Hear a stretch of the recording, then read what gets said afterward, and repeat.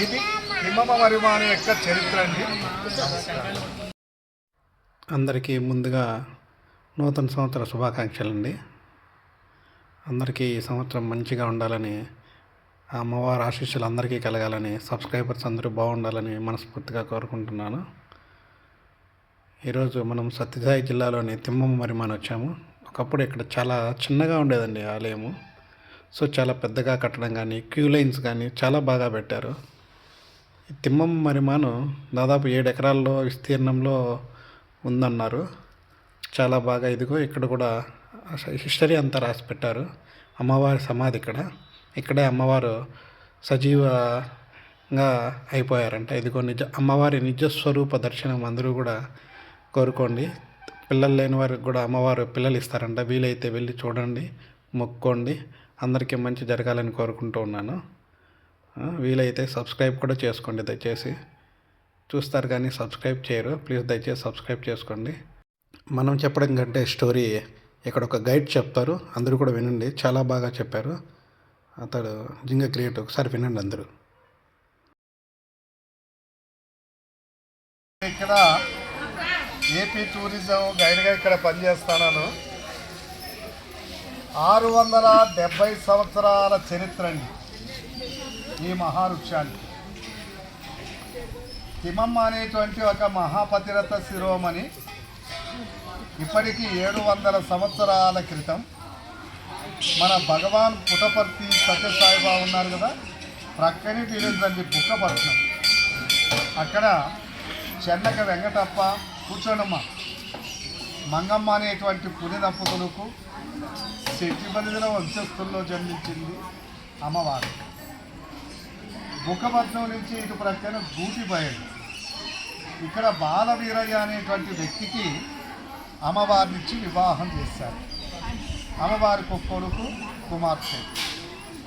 కొంతకాలానికి అమ్మవారి భర్తకు కుష్టు వ్యాధి స్టార్ట్ అయింది. 10 ప్రత్యక్ష దైవంగా భావించి 5 సంవత్సరాలు సేవ చేశారు. నయం కాక భర్త చనిపోవడం జరిగింది.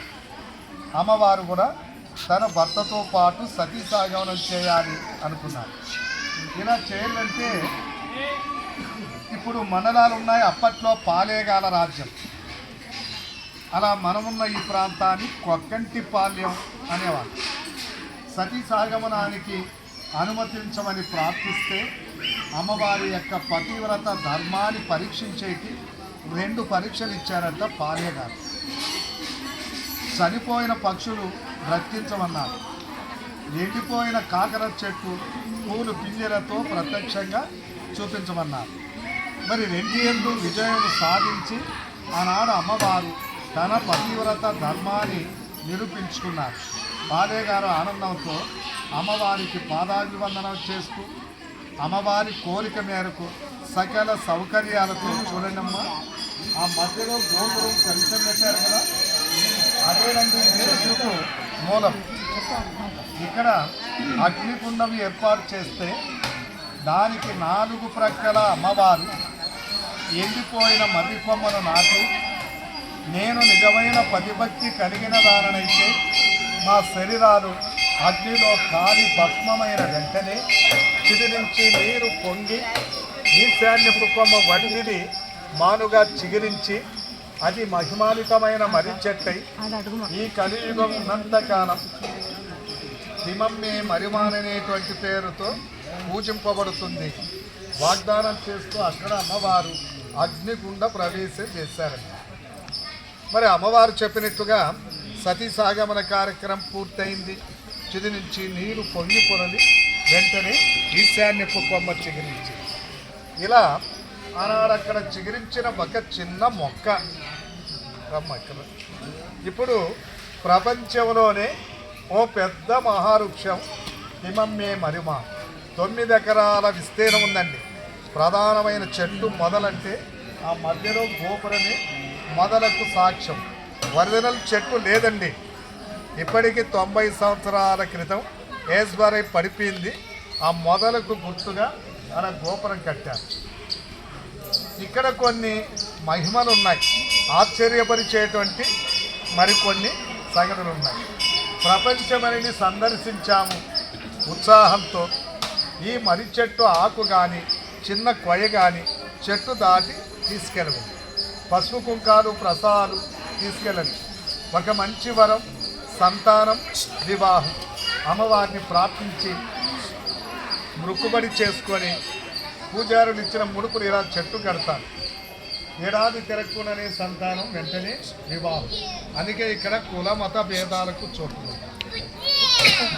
ఇక్కడికి వచ్చిన మీరు ఎప్పుడు ఎక్కడ చూడని ఆశ్చర్యం అంటే చూడండి, ఈ మహావృక్షం మీద పక్షులు గూడు కట్టవు. పక్షులు పగలంతా ఇక్కడే ఉంటాయి, మరి ఎక్కడ గణించేవి. రాత్రి సమయాన్ని ఇక్కడ పక్షులు నిద్రించవు. మరి ఎందుకు ఇలా అంటే ఆనాడు చనిపోయిన పక్షులకు అమ్మవారు మళ్ళీ తిరిగి జీవం పోశారు కదా, ఆ కృతజ్ఞతాభావంతో పక్షులు కూడా భక్తి మార్గంలో వెళ్తున్నాయి. ఇప్పుడు ఈ చెట్టును ఫారెస్ట్ డిపార్ట్మెంట్కి ఇచ్చారు. వారి సంరక్షణలో చెట్టు దినదినాభివృద్ధి చెందుతుంది. దేవస్థానం ఒక ప్రైవేట్ కమిటీ హ్యాండ్ ఓవర్తో అభివృద్ధి. గుడికి ఎవరైనా విరాళం ఇవ్వాలి అనుకుంటే స్వాములకి ఇచ్చి మీ పేరు నమోదు చేసుకోవచ్చు. మీకు ఈ చరిత్ర తెలియపరిచిన దానికండి గైడ్కు ఎవరికి తోచింది వారు ఇచ్చు. ఇది తిమ్మమ్మ మరిమాని యొక్క చరిత్ర అండి. పిల్లలు కావాల్సిన వాళ్ళు ఇక్కడ అమ్మవారికి ముడుపులు కట్టుతున్నారు. చూడండి ఎంతమంది కట్టారో. ఇదిగో అమ్మవారి జీవ సమాధి సజీవంగా ఇక్కడే అయిపోయారంట. అవుట్ సైడ్ వచ్చినాం అనుకోండి, బయట ఇదిగో క్రీడా ప్రాంగణము, పిల్లలు ఆడుకునేకి చాలా బాగుంటుంది. పిక్నిక్ కానీ ఇలా వెళ్ళి చూడొచ్చు. ఇదిగో జింకలు కూడా ఉన్నాయి ఇక్కడ, చాలా బాగున్నాయి ఇవి కూడా జింకలు. తర్వాత కుందేళ్ళు, నెమళ్ళు. సో కిడ్స్కి మంచిగా ప్లే గ్రౌండ్ బాగుందండి. చూసేవాళ్ళు కొద్దిగా ఒక చిన్న లైక్ చేసుకొని అలానే సబ్స్క్రైబ్ చేసుకొని సపోర్ట్ చేయండి. Thank you so much.